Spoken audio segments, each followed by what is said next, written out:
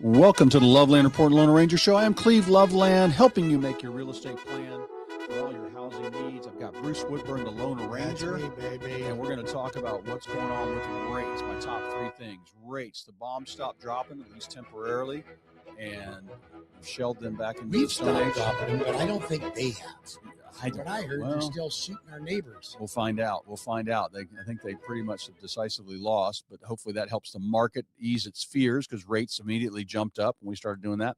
I'm seeing some news on bubbles, Bruce. This cracks me up. We're going to dig into that. Bubbles in certain markets. And then I've got some news on how the spring market is booming despite the war. So numbers are up in certain areas on that. So we're going to talk about that and decipher all that for you.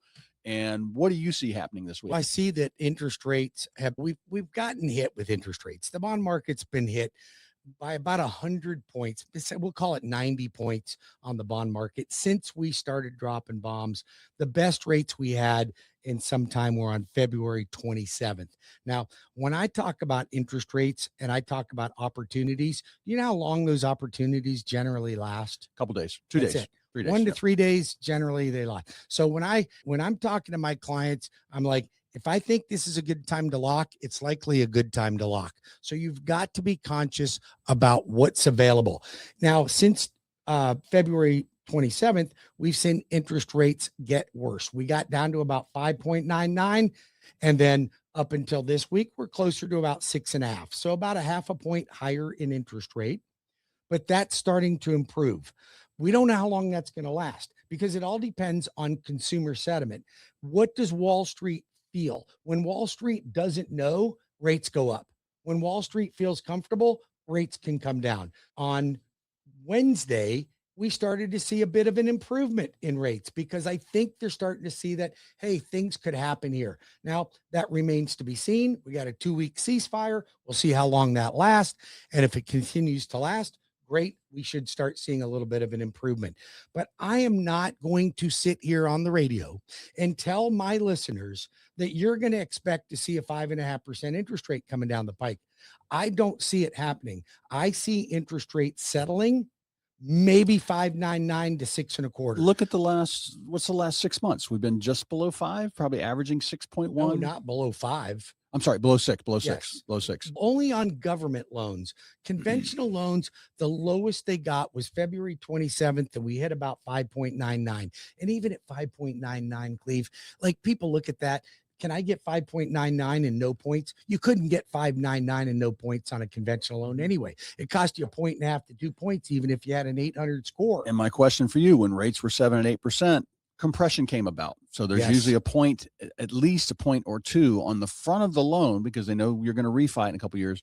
Now that rates are supposedly going to hover around 6, is that compression going to go away? We'll see. We'll see what compression means for all of you listening out there is when the market doesn't feel like you're going to keep that 30-year or 15-year fixed for at least 3 years, because they see a refi boom coming in the future, what they do is they compress the market and charge an additional charge to the discount point to make up for the loss of servicing in the future. And it's baked in. Every bank, every mortgage company is coming right from Wall Street.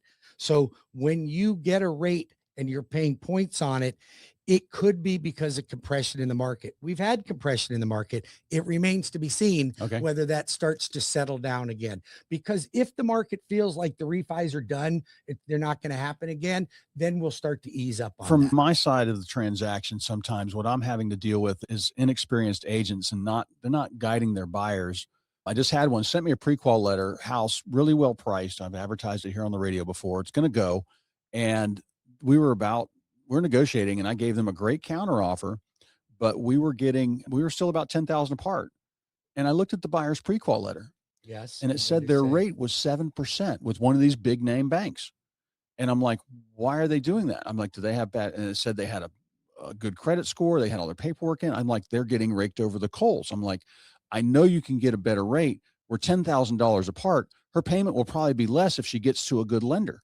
So get that over to you. So it's interesting because if you looked at a loan and let's say you had a 725 credit score, That's not a bad score, Yep. is it? You Yep. think that's a good score? That's a great score for FHA and VA, but conventional, no, you're a long way from being the best. Okay. So every 10 points gets a little bit better. So the difference between a 719 and a 720 could mean anywhere from, I don't know, it could be an eighth of a point difference Yeah. in the discount point until you get to 760.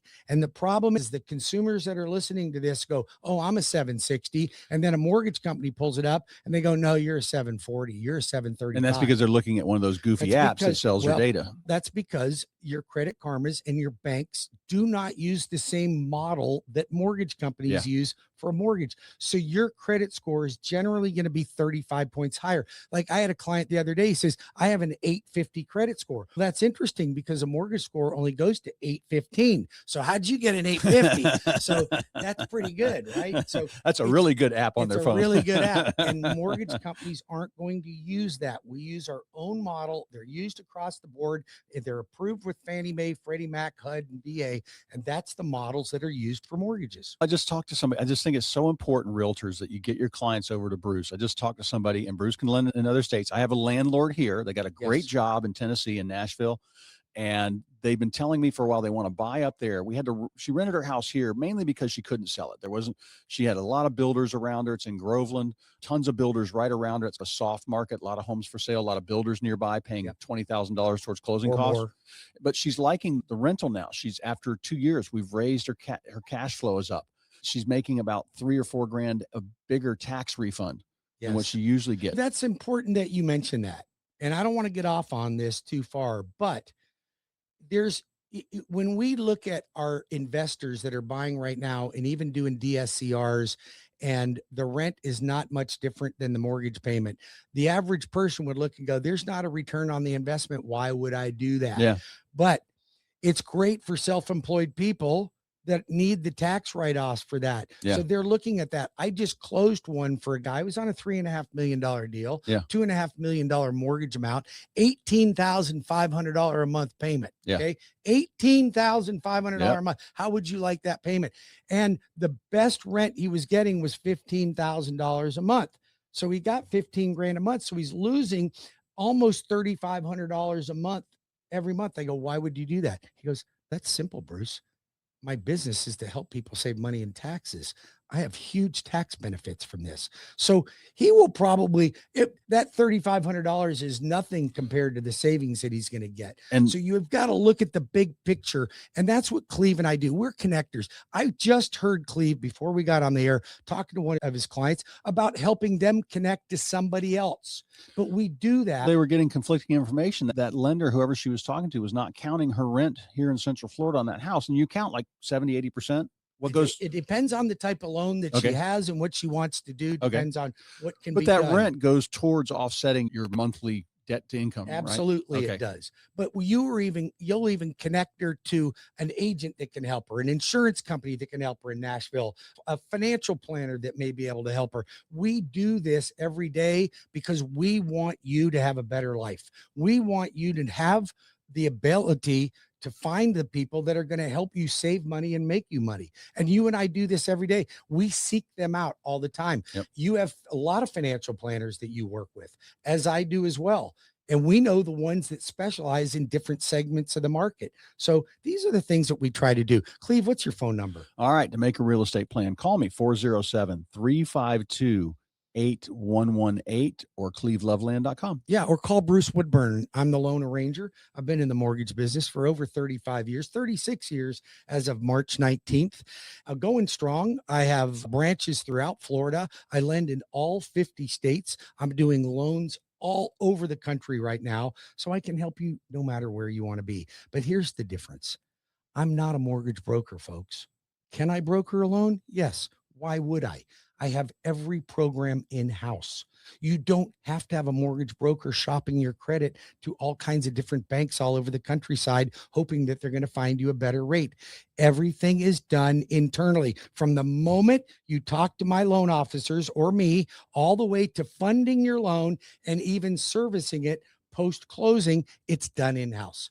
407 250-9144. That's 407-250-9144, or go to webringyouhome.com. That's webringyouhome.com. Let's get your application started now. Purchase, refi, construction loan, renovation loan, reverse mortgages. I'm doing a CE class for realtors on May 7th, and it's going to be a reverse mortgage, and you're going to get your CE credits. How do you like that? That'll you can work. Get all your agents over there. Those can be valuable tools for somebody on limited income or somebody looking. Even insurance company, I didn't realize, but our CE credits can also help insurance agents with their CE credits. How about that? Oh, that's good. Isn't that great? That's good. I just think it's important, Bruce. I see a lot of agents. I had 4 deals I put together last week. They're like, no, the buyer won't move. We're $10,000 to $20,000 apart and in different price ranges. And all of them are like, no, the buyer won't move. Yeah. So I sat down, I sent some scenarios over. This is a couple days. I let them breathe a little bit, think about it. And then I contacted the agent and said, hey, have you seen anything better? No, they still like that one. I go, we're still a little bit apart. I said, I sent you an email. Look at what the payment is. Their pre-qual letter said they're qualified to 500. We're arguing about 410 and 430. Right. And I'm like, how about we meet in the middle? My seller will do it. And they literally all call me back going, all 4 called me back going, we got a deal. Yeah. And it's because they're not trained on how to negotiate. They're not They're not. trained on how to show the buyer, hey, you're qualified for a $3,300 payment. This is $2,800. And I know you want to do some work to the house. This gives you room. You've got all that. You're literally talking the difference between $2,800 and $2,840. Is that a big deal? Well, you know what, Cleve, at the end of the day, it's because you fight for your clients. You don't leave things on the table. We've even got one right now. I'm doing a transaction that's closing for one of Cleve's employees, and they were tight for cash to close. They came in a little bit tight, but you went back and got more money from the seller. Now everything's beautiful. Like, it's just lined up perfectly for them. They got a great rate, wonderful couple. And you went back and fought for them. You just don't leave anything on the table. I know it's a good deal. But I don't think these other agents go far enough. They just go, oh, they said this, so I guess that's the way it is. No, the buyer won't do that. I'm like, well, have you showed them what their payment is? Have you showed them the comps around there? Have you showed them this is the best price per square foot of any home around? Have you showed them that all the other homes around there are selling for 100,000 more and they've got built-in equity? They don't know how to do this because they don't have a boss. They have a virtual hub they go to put their paperwork in, but they don't have somebody they can walk down the hallway like me and ask my advice on how to get this deal closed. So that's why I have great agents on my team. If you're looking for a new team to join, you're not quite making it, we will help you get up and running, make real estate your career. But Bruce, I just think there's good news out there in real estate, but like, I'm having my best years ever. In the last 4 years, probably the worst market we've had in 15 years. It's been pretty rough for and a it's lot because of folks. we work and we know how to, we don't let the market determine what we're doing. No, we we help don't. people get the best advice. I've never had somebody in 33 years call me, Bruce, going, I want to give you back this house. Yeah, no. Now, when we look at what's best for you and what's working, nobody, and especially the last 4 years, nobody's called me going, darn it, we should have hung on. Yeah. We could have gotten 10% more. Hasn't happened. And even during the crazy times of COVID, when we had 10, 20 offers on houses, I didn't really have anybody because of what else they were doing. You know, somebody's, oh, we left money on the table. Nobody, that wasn't happening because you've always got somewhere else you've got to put that money. It's got to go somewhere else. You need another house. You're going to a better house. You're going to a smaller house. The money's going to your financial planner. You're retiring.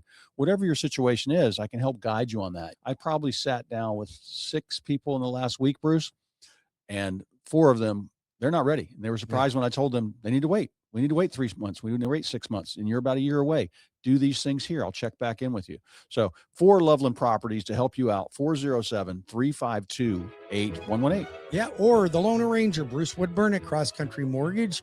You can call me. Everything is in-house. You don't have to worry about us shopping you all over town, pulling your credit all over the place.